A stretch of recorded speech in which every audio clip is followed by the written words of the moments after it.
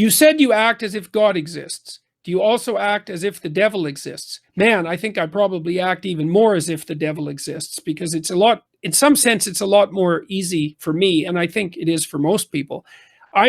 It's easier for me to believe in the reality of malevolence and evil and to be terrified about that getting a grip on me than it is to be optimistic and naive about the possibility of transcendent good. It's just it's not that I am skeptical about the reality of transcendent good. I mean, fundamentally, I believe that good is more powerful than evil. I do believe that, but there's something palpable about evil and that's also undeniable. It's like, well, you can debate about whether or not heaven exists, and you can even be skeptical, but you can't debate about whether the Gulag Archipelago existed, and you can't debate about Auschwitz, and you can't debate about the fact that people's proclivity towards blindness and malevolence produced those horrors, and the horrors that people often encounter in their day-to-day world and in their relationships. So it's very easy for someone like me to be a believer in evil and to try to turn away from that. And so, but through deep contemplation, I've come to the conclusion that the ability of human beings to turn away from evil and to pursue good is more powerful than malevolence itself. But it's funny, that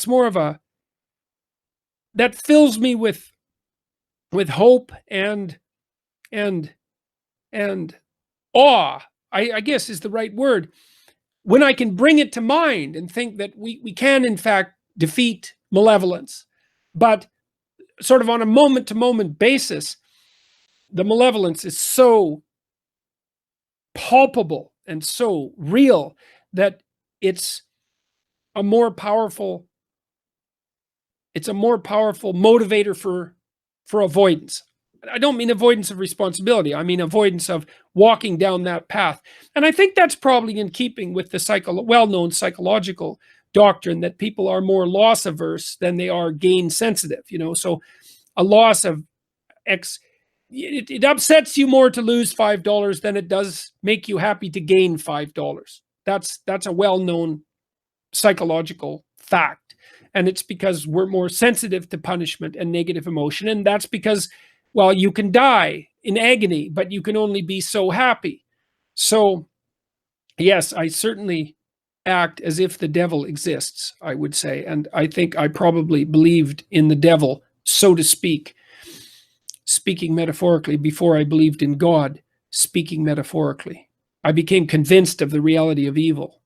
And not only convinced of the reality of evil, but also convinced that everyone was destined to play their part in that, including me, and that it would be better if I played the least part in that as possible. And that sort of brings us back to this book. As Solzhenitsyn said, the line that divides good from evil runs down the heart of every individual, right? It's an internal thing, it's not between states, it's not between groups, it's between elements of our psyche.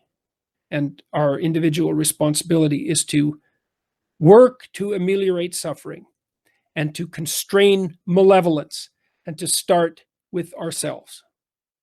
And so that's a good place to end.